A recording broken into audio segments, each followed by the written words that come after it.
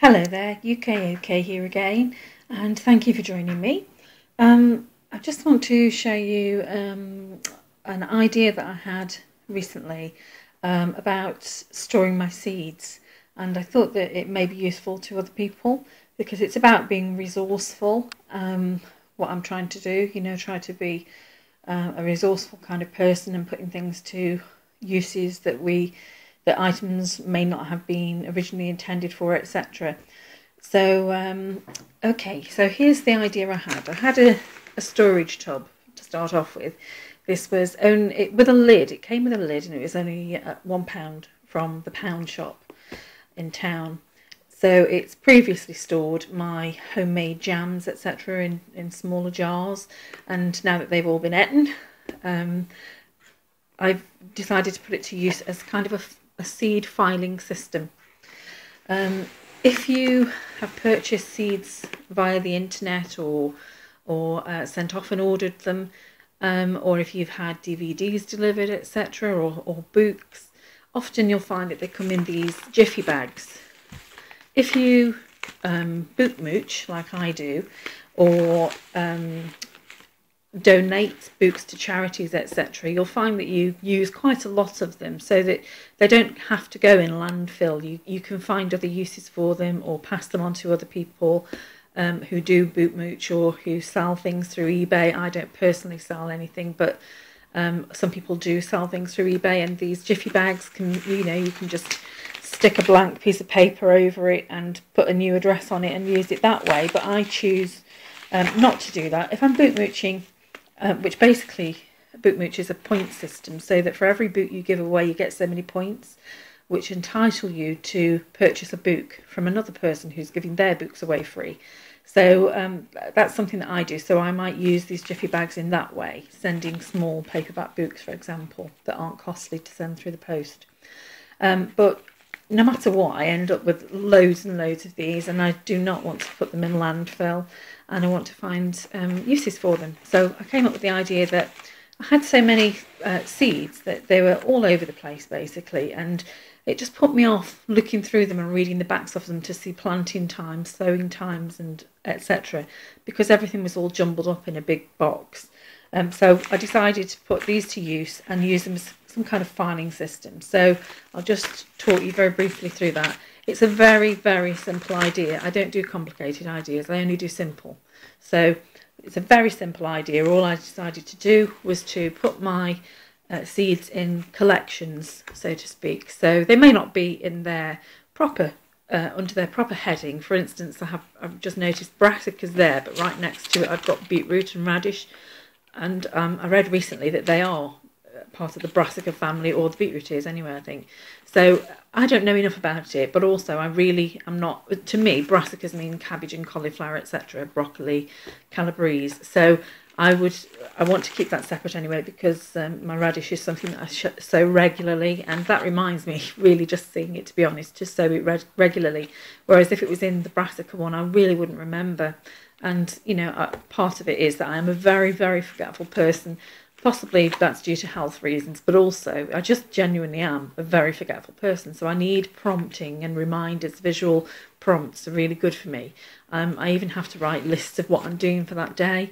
If I have a job to do, to pick someone up or what have you, say for instance I have to pick my son up from school, then I need to write that down and put it somewhere where I will see it that day, because otherwise I will forget. So anyway, back to herbs. This is the way that I've organised it. All my herbs. So here we have oregano, rosemary, basil, comfrey, lovage, blah blah blah, parsley, all under the heading of herbs. And then inside there will of course be, excuse me, a variety of herb packets, seed packets in there. So we have also carrot and parsnip.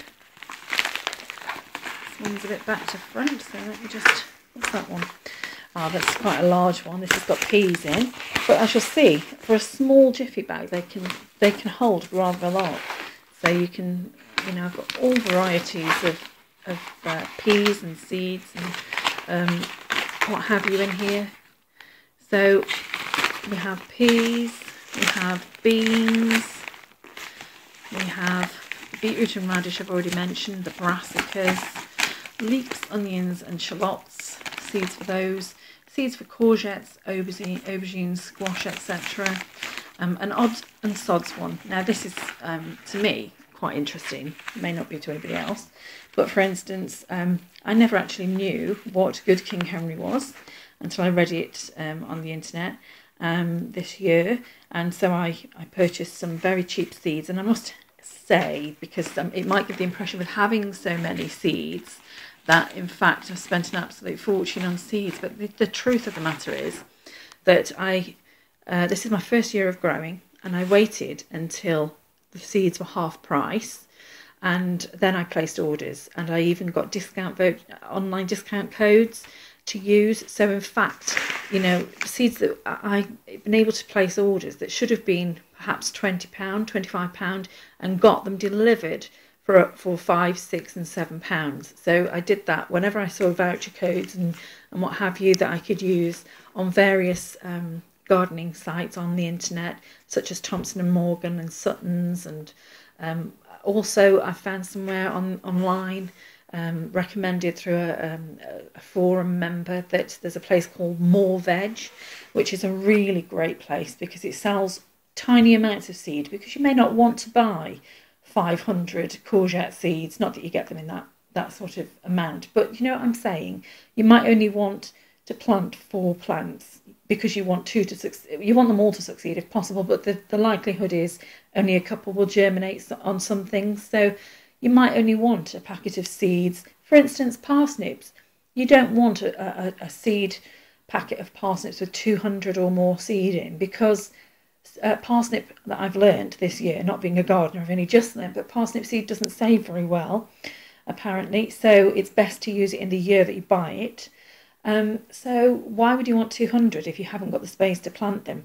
This other site that I found called More Veg, that was recommended to me rather, you can buy a small amount, so you might get 20 or 50 seeds, and it's much easier to use those amount of seeds, but also the price is usually only 50p for that small amount of seed, and it's adequate for most people's small family needs, let's put it that way. I haven't got an allotment, and I couldn't attend an allotment for health reasons, but you have to do what you can manage, don't you? And for me, that would be adequate to my needs, to buy seed in small amounts like that. So I've got to recommend them. They're fantastic. And also, if you order £6 of seeds, which isn't hard to do, you know, when you think of all the various salad crop, etc., or overwintering things that you want to grow.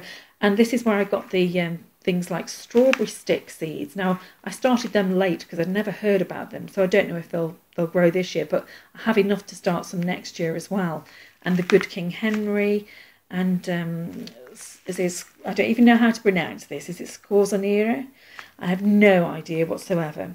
And there's some asparagus, Conovis colossal, I believe it's called.